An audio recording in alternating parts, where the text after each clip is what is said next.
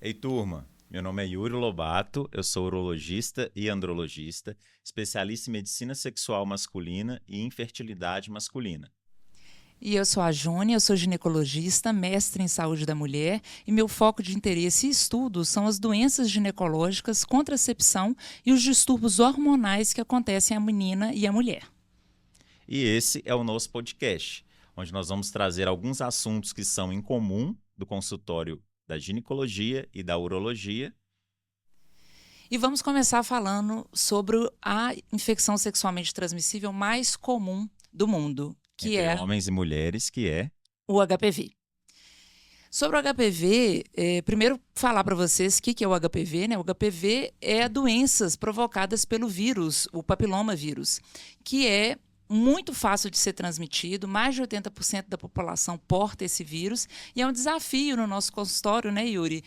Falar sobre o tema, que ainda é um grande tabu na sociedade, falar sobre a vacinação, que não é só para crianças e adolescentes, também é para mulheres e homens adultos. Eu queria saber, assim, no seu consultório, quais são as estratégias que você usa para poder falar sobre esse assunto, qual que é o melhor momento da consulta e como que você fala sobre a vacina. Para começar, eu queria lembrar, né? O homem, ele procura o urologista quando está doente, né? A gente ainda não tem na nossa cultura essa cultura da prevenção, de procurar para se prevenir, né? E para as pessoas entenderem, o HPV é a infecção sexualmente transmissível mais comum e que estamos amplamente expostos, né? Os dados mostram que 80% das pessoas são portadoras ou tiveram contato com o vírus. Isso mostra que em algum momento da nossa vida, se você tem mais de um parceiro, provavelmente você já se expôs ao HPV.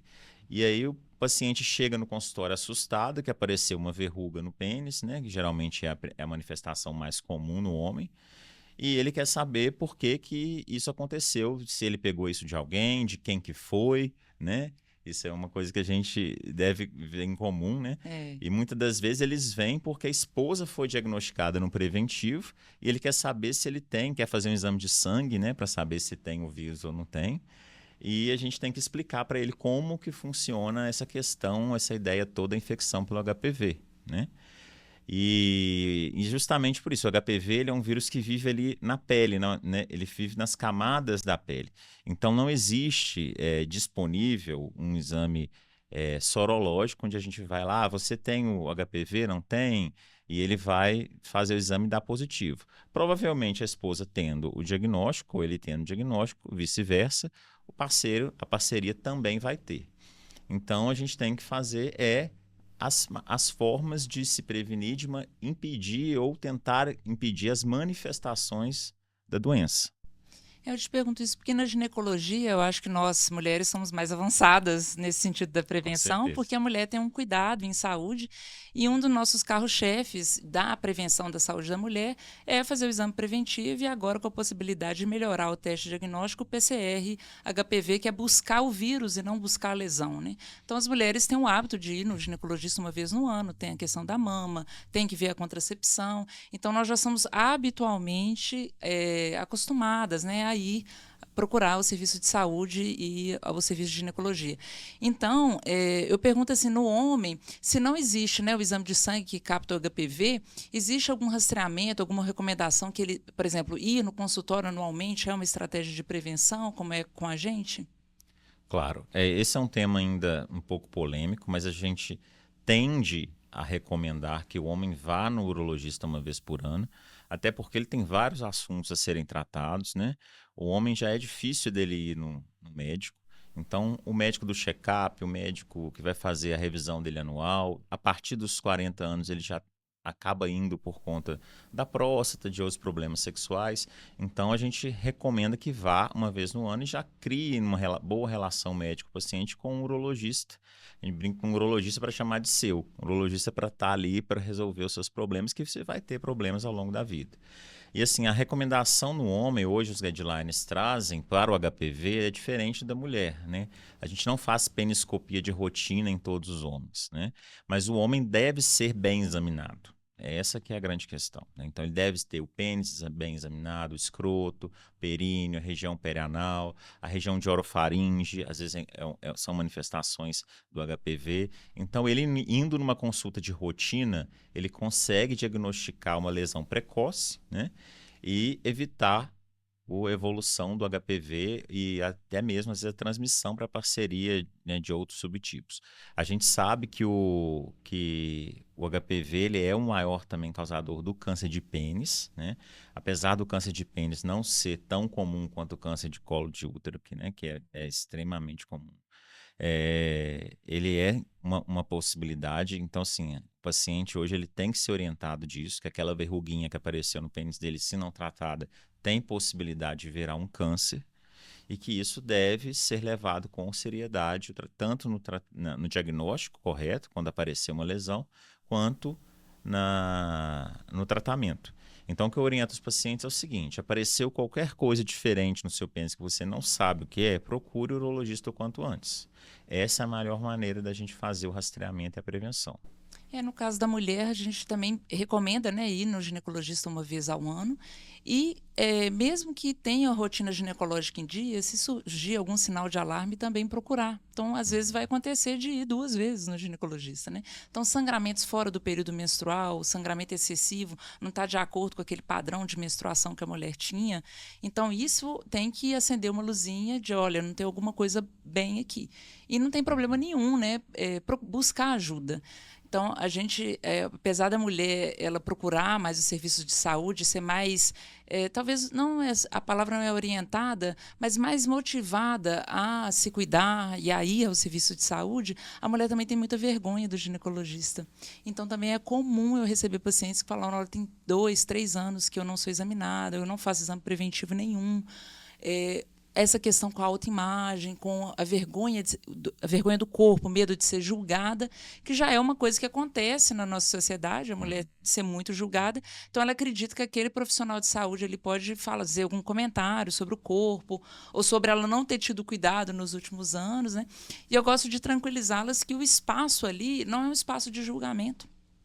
Então, quem, né, nunca na vida já deixou a sua saúde, ou às vezes o seu cuidado, para poder cuidar de um outro, as mulheres, no caso do filho, que assumem esse comando dentro de casa. Então, assim, tornar o ambiente acolhedor é o que faz essas mulheres, esses homens, né, nos procurar e, quando aparecer algum sinal de alarme, voltar. E assim, eu queria saber da sua opinião, né, porque a gente está falando de um vírus que gera câncer, né? Apesar no homem o câncer de pênis ser raro, a gente tem um paralelo com o câncer de próstata, que também, esse sim, existe um rastreamento a partir dos 45 anos, que o homem deve uma vez por ano ir, e que muitos dos homens não vão, justamente por vergonha, por receio, por achar que vão estar num ambiente que não é acolhedor, que vai deixá-lo, de certa forma, constrangido, né? E eu vejo assim, o que você vê na sua rotina, não só de consultório, mas nos outros pacientes que você encontra, dessas pacientes que às vezes desenvolvem um câncer por não ter feito uma prevenção adequada, né? Assim, existe um arrependimento? Como lidar com isso? Isso é uma questão muito frequente. Isso é uma questão frequente porque a mulher ela é muito julgada e, ao mesmo tempo, ela carrega com ela uma culpa. Então, é culpa com tudo, né? É culpa com a maternidade, é culpa de, eu poderia ter feito isso melhor. Isso tanto na profissão como no seu autocuidado. Então, essa culpabilização excessiva, isso é fonte de ansiedade, às vezes de piorar um transtorno depressivo que já existe.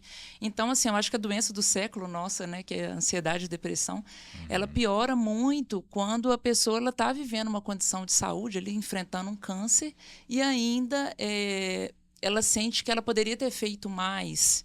E aí eu sempre explico para elas que a gente faz o que dá conta, né? A vida, infelizmente, é cheia, infelizmente ou felizmente, porque é uma trajetória, é um caminho, é cheio de obstáculos. E tem hora que a nossa atenção ela muda mais para a profissão, para o filho, para as outras coisas.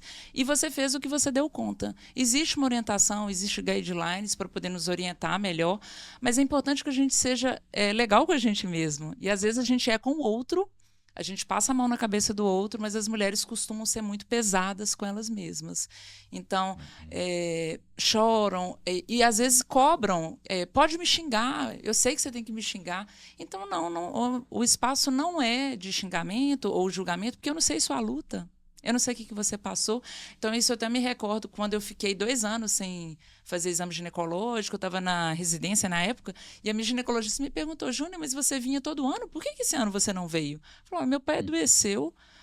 Infelizmente faleceu durante a minha residência. Eu não tinha cabeça de pensar em mim.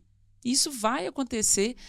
Espero que não, mas vai acontecer às vezes até por motivos bons, está muito envolvido com a carreira, né? Então a gente vai ter esses deslizes com o autocuidado e eu acho que o papel do profissional de saúde é resgatar, pegar na mão e olha, a partir de agora como diagnóstico, o que a gente pode fazer? Exatamente. Bom, e falando sobre essa questão do julgamento, né, do preconceito, às vezes das mulheres serem diagnosticadas com uma infecção sexualmente transmissível, muitas das vezes o homem vem no consultório do urologista falando desse diagnóstico, ele aproveita e quer perguntar: foi ela teve relação com o outro? Ela que me transmitiu, eu que transmiti para ela, quem que transmitiu para quem? Então, assim, eu acho que é importante a gente falar para as pessoas como que essa transmissão se dá, né? Como que é extremamente fácil, né? E que nem sempre a gente vai poder dar essa resposta, na maioria das vezes a gente não vai poder dar essa resposta de quem transmitiu para quem, né? E justamente por ser um vírus que tem um contágio muito fácil. E uma latência muito grande, né? Então, os trabalhos dentro da ginecologia agora têm falado muito sobre latência viral. Uhum. Então, a pessoa contamina, às vezes, ali no primeiro contato sexual dela, que não precisa ter penetração para poder contrair o HPV. Então, o contato íntimo ele é possível de ser transmitido e aí ela vai manifestar a lesão 10, 15, 20 anos depois. Uhum. Então, o HPV ele é diferente de todas as outras infecções sexualmente transmissíveis, que algumas, sífilis, herpes genital, a gente consegue ali fazer uma relação próxima com uma relação que foi desprotegida. Agora, HPV não, tem uma latência enorme, vírus é diferente de bactéria. Então, eu tento explicar isso também no consultório, porque elas também me procuram perguntando isso. Mas meu marido está me traindo. Então, assim, um dos posts que eu fiz no Instagram, eu acho que quando eu estava começando, que mais, assim, eu recebi mensagens e teve repercussão, foi quando eu falei que HPV não significa traição. Exatamente. Justamente por essa latência viral, né? Então, a gente não tem como precisar isso. E mesmo aí elas me perguntam: mas eu sou casada, tenho 2 filhas, sou um relacionamento monogâmico, eu não tenho comportamento de risco. O HPV não tem comportamento de risco, porque você pode ter contaminado há muito tempo atrás e manifestar as lesões depois, né? Então a estratégia que se tem, se a gente está falando de prevenção, além de teste diagnóstico, é a vacinação. Exatamente. E só lembrando dessa questão da latência, né, é muito comum no caso do homem, às vezes ele tem o vírus latente, né? Lembrar que o preservativo ele ajuda, mas não protege 100%, né? O contato ali da pele, principalmente da pele que não está coberta pelo preservativo, que é o local mais comum onde aparece verrugas, né? E é comum também no sexo entre mulheres, porque elas acham que, por exemplo, eu só vou ter HPV se eu ter sexo com penetração com homem, né? Que é uma fonte também de desinformação, essa questão, que muitas acham que elas não precisam fazer o exame preventivo. E, infelizmente, recentemente até fui em São Paulo fazer uma gravação também, e uma das colegas que estava no estúdio, ela falou assim: Júnia, eu tenho que pedir para o ginecologista fazer meu preventivo, porque ele acredita que eu, como mulher lésbica, não tenho que fazer o exame. Então, se existe desinformação no meio médico, né, imagina na nossa sociedade. Então, as mulheres, vulva com vulva, tá na pele o HPV, então pode ser transmitido também. E lembrar que existem algumas situações que às vezes essa latência favorecem, né, a quebra dessa latência, a manifestação do vírus. Então, no homem é muito comum após depilação, raspagem, uso de corticoide, que às vezes a gente usa muito para inflamação de candidíase peniana, de lesões dermatológicas mesmo do pênis. Então podem alguns fatores favorecer o aparecimento de um vírus que estava ali latente há anos, igual você falou, pode ter sido a contaminação da primeira contato sexual que esse paciente teve, às vezes sem penetração lá no passado. E é interessante você falar sobre fatores de risco, que é a estratégia da vacinação. Aqui no Brasil, quando a gente pensa em saúde pública, o que o governo paga para a gente em relação à vacina, as pessoas perguntam, mas o HPV não pode estar em todo mundo? Mais de 80% da população não é contaminada? Por que a vacina não é para todo mundo? Então, existe uma questão do custo vacinal e o governo escolhe as pessoas que têm mais fatores de risco. Então, a imunossupressão, você que está num tratamento de câncer, por exemplo, né?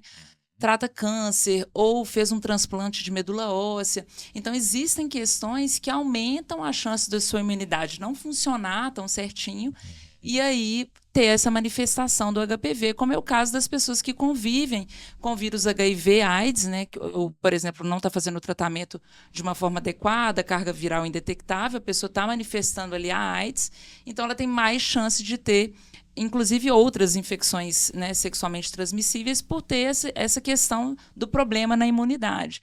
Então, agora, recentemente, até a nota técnica é de há 10 dias, foi incluir, por exemplo, os usuários de PrEP, que são pessoas que fazem a profilaxia pré-exposição ao HIV. Então, antes de ter contato com o HIV, se a pessoa pensa que pode ter uma relação desprotegida, né, ou se tem o hábito de ter uma relação desprotegida, a pessoa vai usar uma medicação para prevenir o vírus HIV. Então, essas pessoas, agora, independente se sua receita é do SUS ou se você faz controle com um infectologista no particular, você que usa o PrEP tem direito a tomar a vacina HPV quadrivalente. Então, não é a mais nova, é a HPV quadrivalente pelo SUS. É importante a gente falar isso, né? Que existem 2 vacinas hoje que são amplamente comercializadas ou oferecidas.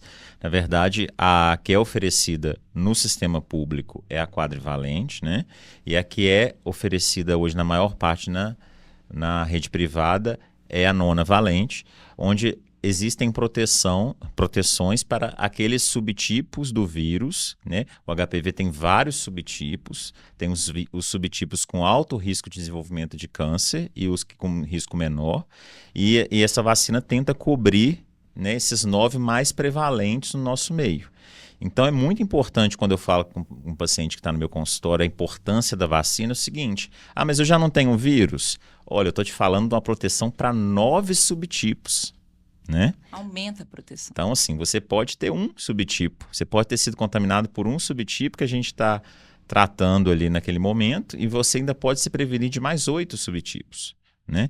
E a reação imunogênica da vacina também é interessante, né? Porque ela melhora, às vezes, a resposta do seu organismo àquele subtipo que você já está contaminado. Com certeza. Então, a gente está falando sobre uma vacina que também pode ser usada como um tratamento. Exato. No caso das mulheres com lesão grave, que ainda não se transformaram no câncer, né, que é o NIC2 ou o NIC3, ou que já tem o diagnóstico de câncer, quando elas são vacinadas, isso reduz a chance da doença voltar. Então, imagina bem, você faz uma cirurgia ou tem que complementar seu tratamento. Terminou o tratamento, está curado daquele câncer ou daquela lesão, você diminui o risco em 60% de a doença voltar. Isso é muito significativo. Eu até brinco com elas que a vida é um terreno pantanoso e tem 2 prédios. Um prédio tem 60% de chance menor de cair. Você não tem dúvida onde que você vai morar. Então, a gente não tem que ter dúvida sobre o benefício de ser vacinado. Exatamente. E tem situações, né, igual essa mesmo, que o parceiro chega no consultório e fala: olha, minha mulher foi no ginecologista, foi diagnosticada com HPV. O que eu posso fazer para tratar esse vírus? A única coisa que tem para fazer de tratamento, se ele não tem lesão, né, porque o tratamento de fato a gente faz sob as lesões, não existe tratamento sem lesão ativa, lesão evidente, né, é justamente a vacina. Né? Teve recentemente um paciente que estava tratando de infertilidade masculina, que leu que o HPV pode ser responsável pela infertilidade masculina. Isso ainda é um dado novo, né? Tem estudos já mostrando a presença do vírus no sêmen e inclusive tem estudos mostrando que pacientes que vão fazer fertilização assistida e que têm o vírus no sêmen têm uma taxa de desfecho pior, cerca de 3 vezes pior do que o paciente que não tem o vírus. Então, e o que ele pode fazer? Como que a gente consegue eliminar o vírus do sêmen? A gente ainda não tem um tratamento eficaz nesse sentido, a não ser vacinação. Então, a vacina vai despontando aí em vários vários cenários, né, que o HPV vai aparecendo também como um tratamento. Câncer de orofaringe, né, câncer também anal, perianal. Então, a gente tem várias opções e que a gente consegue tratar com ou prevenir, né, com apenas uma vacina. E falando do câncer de orofaringe, né, que é o câncer de garganta, que está muito comum porque está reduzindo a quantidade de pessoas que fumam. Então, eu explico para os pacientes que é como se fosse uma praia que o mar está cheio de pedra embaixo. Então, agora que o mar recuou, ou seja, está cessando o tabagismo, a gente consegue ver mais os casos de câncer de garganta, que são aquelas pedras no fundo, né? Então, o câncer de garganta atinge homens, né? É às vezes mais comum do que o câncer de pênis, da questão de dar lesão, de ter que fazer tratamentos invasivos, que é o caso de fazer um esvaziamento cervical, né? E a garganta é muito difícil de ser rastreada, né? Então, a gente não tem um teste preventivo para a garganta. Então, na ausência de um teste diagnóstico ou de um tratamento precoce, porque não descobriu, a única estratégia que sobra é a vacinação. Exatamente. E a vigilância tem que ser feita em todos esses locais de contaminação, né? Uma das coisas que eu falo com o paciente é o seguinte: olha, você tem alguma lesão no ânus e tudo, a gente faz a inspeção no consultório. Mas eu não faço sexo anal, né? Eu sou hétero, eu só tenho relação com a minha esposa. Você não precisa fazer sexo anal para ter lesão, para ter contágio do vírus na região perianal, porque ele se dá por contato. Né? Pode ter contato de dedo, de boca, da vulva. Então, várias possibilidades. Então, ele tem que estar atento a todos esses locais de contágio do HPV.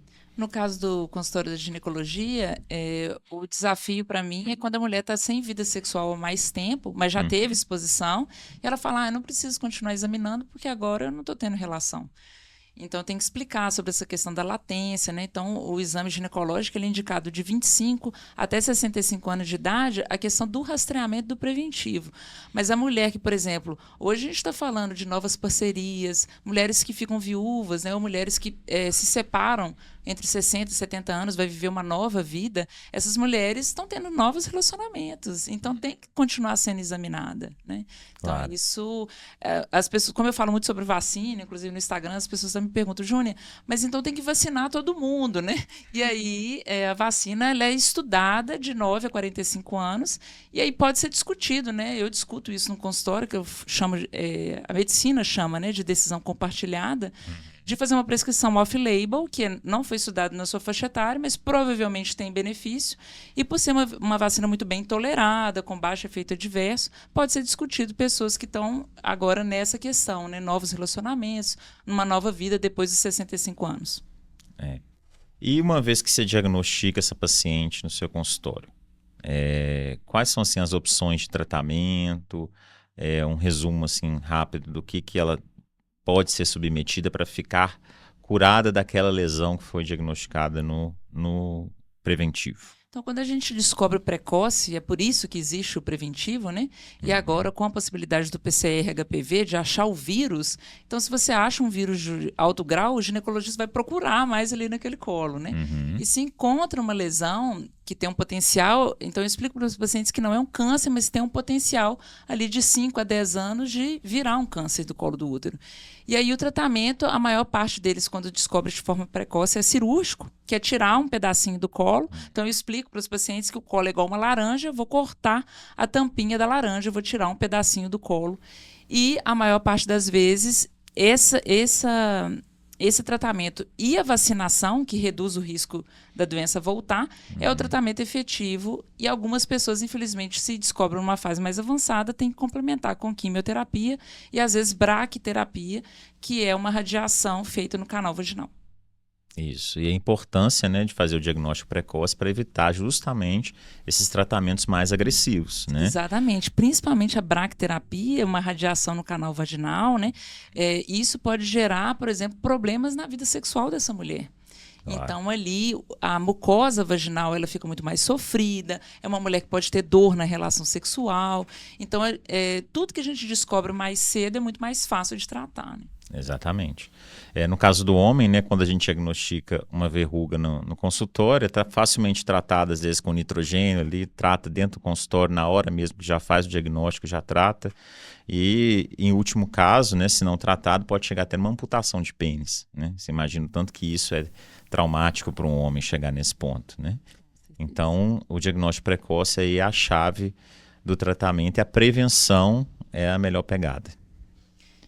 Entrando nesse assunto sobre a sexualidade, né, existe um dado interessante, eu brinco que nem precisa de estudo populacional para a gente saber disso, mas estudos populacionais mostram que mais de 40% das mulheres têm uma queixa em relação à vida sexual.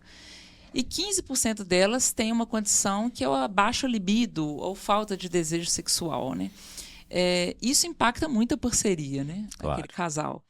Então, no meu consultório, né, e no consultório do ginecologista, é muito comum essa queixa. E muitas que não queixam, se a gente pergunta ativamente, que tem que ser uma coisa que o ginecologista faça, motive a pessoa a falar sobre a vida sexual, quando a gente pergunta, muitas delas têm a queixa e não comentou na consulta. Então, também desses estudos mostram que 80% das mulheres têm vergonha ou constrangimento muito grande de dizer que passa ou sofre com a vida sexual. Né? Como que é isso no consultório da urologia? Os homens têm dificuldade de falar sobre a vida sexual? Isso é nosso dia a dia, né?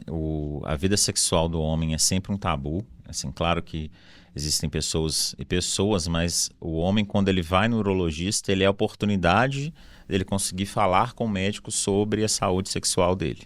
É ali o momento, né? É o momento de ouro. Se você não perguntar, provavelmente ele vai introjetar aquilo de volta, vai voltar para a casa dele e vai continuar sofrendo com aquilo sem nenhuma solução. Então a gente precisa perguntar como que está na saúde sexual. Tá tudo bem? Tá. Ereção tá boa? Às vezes na primeira pergunta fala tá, mas aí quando você vai aprofundando mais, você descobre. A ereção tá boa? Ah, tá, mas não é igual antigamente.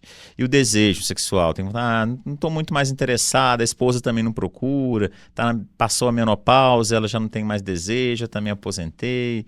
E tá tudo certo, e a ejaculação, como é que tá? Tá meio rápido, então assim, você vai descobrindo que, na verdade, a saúde sexual dele não tá legal, mas se você não perguntasse, provavelmente passaria de pé, né? E uma queixa muito comum que a gente tem, e eu acho que tá ficando cada vez mais comum, é o baixo libido, né?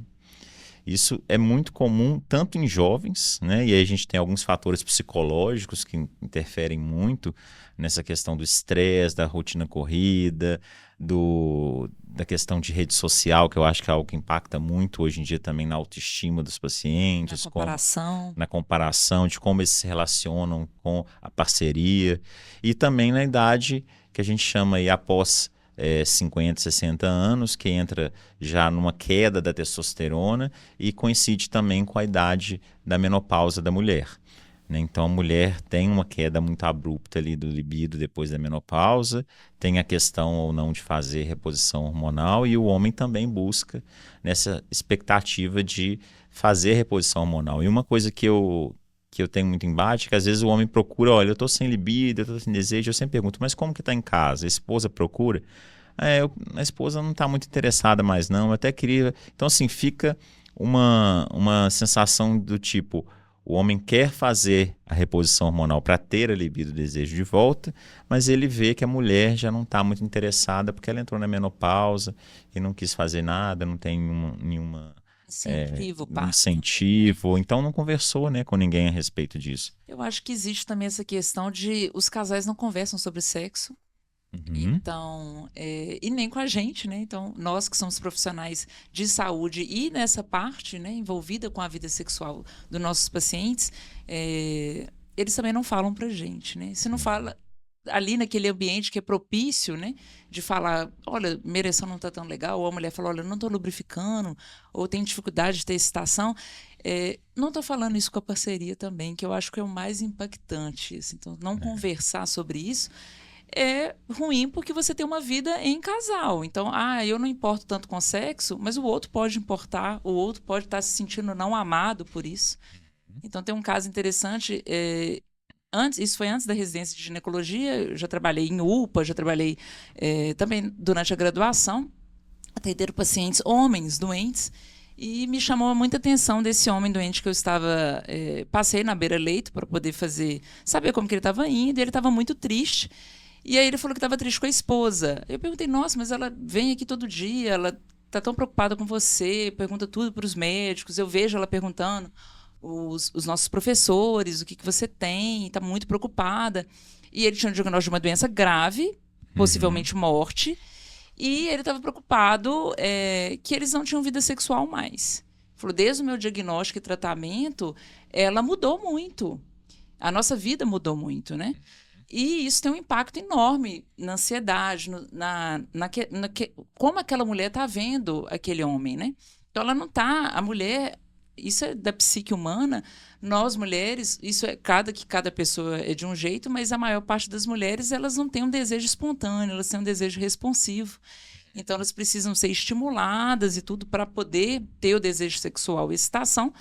Só que ali, no caso, no problema, naquela situação ali, de uma doença grave, mudou todo um contexto. Então, a vida sexual tinha acabado por aquele fator estressor, mas o homem estava se sentindo não amado. Então ele falou, ela não gosta de mim mais. E ao mesmo tempo uma mulher que o amava, que estava extremamente preocupada com que ele ia evoluir no tratamento.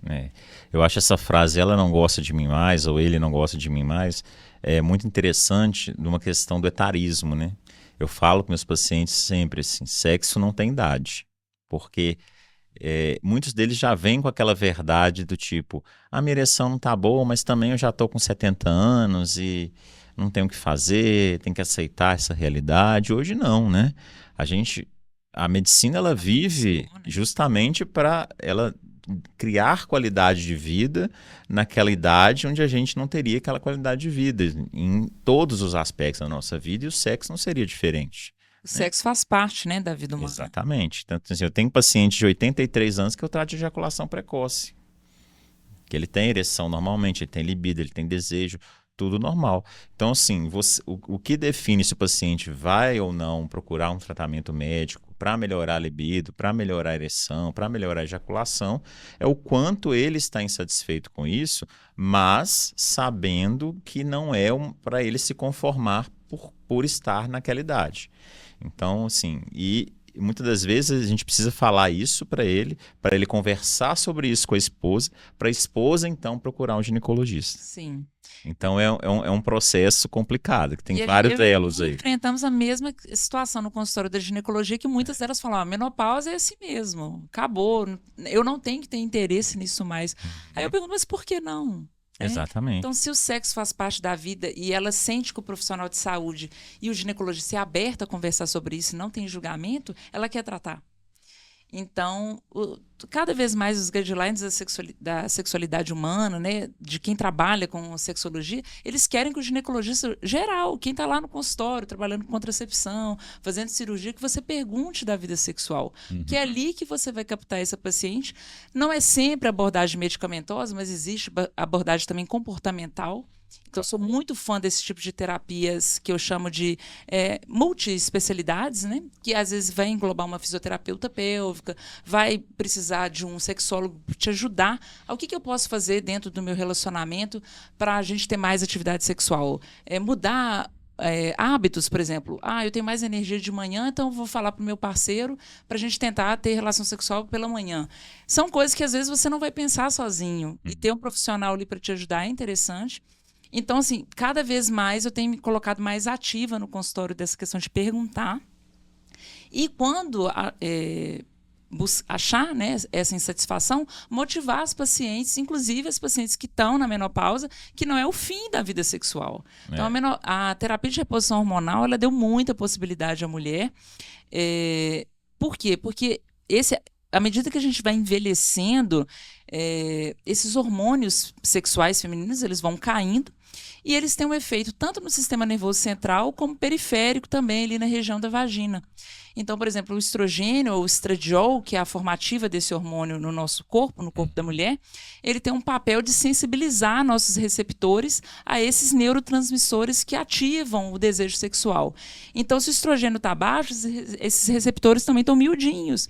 Então, tem um efeito central e também tem um efeito defeito na vagina, que é o que a gente chama de atrofia vaginal. O que, que é isso? Eu brinco com elas que a nossa mucosa vaginal ela vem envelhecendo igual a pele de fora. Então, o idosinho, quando cai, não fere com facilidade, a pele fica fininha, a mucosa vaginal também sofre com o tempo. E isso, hoje existem possibilidades, inúmeras possibilidades de formulações tópicas, que é usar um creme ou um óvulo que libera o hormônio ali só via vaginal. A absorção sistêmica desses hormônios é muito baixa. Então, a gente não está falando de tratamentos com risco alto. Então, como existe ainda, eu vou fazer terapia hormonal, vou ter câncer de mama, Vou ter uma trombose. vou ter uma trombose, muitas delas não querem, têm medo e o medo afasta até de perguntar. E aí o papel do ginecologista de ser ativo e mostrar que existe essas opções. E é interessante, assim, né? Porque a mulher, ainda mais falando nessa população aí, 40 mais, 50 mais, a mulher já foi, desde lá da infância, proibida de falar de sexo, né? Culturalmente já não podia falar de sexo, ainda mais nessa idade, né? Imagina uma mulher dessa idade querendo... Nessa idade, elas existem que ela quer uma transar. castração, né? Então, assim, muitas delas foram vítimas de uma castração. Você não poderia falar isso no ambiente familiar, jamais, né? Quanto menos em sociedade. Então agora, idosa, ela vai procurar um médico e falar que ela quer transar. Mas Né? isso Isso já é um tabu, né? Então eu mas fico isso tem muito mudado, feliz, assim, tem mudado. quando eu vejo que uma mulher leva o marido no consultório falando, olha, ele está tendo disfunção erétil, eu quero que você trate ele, porque eu quero que ele tenha uma boa ereção. E é importante esse tratamento do casal em conjunto com o ginecologista e com o urologista, porque também um homem fazer uma penetração na mulher com a vagina seca, né? Uma mulher que não tem libido, que não tem desejo, ele também não vai sentir, ela não vai sentir prazer, ela não vai procurar mais, ele não vai sentir prazer naquela relação, né? Com certeza. Ele vai sentir esse ressecamento todo. Então, é importante dos dois acompanharem ao mesmo tempo para ter uma relação de qualidade.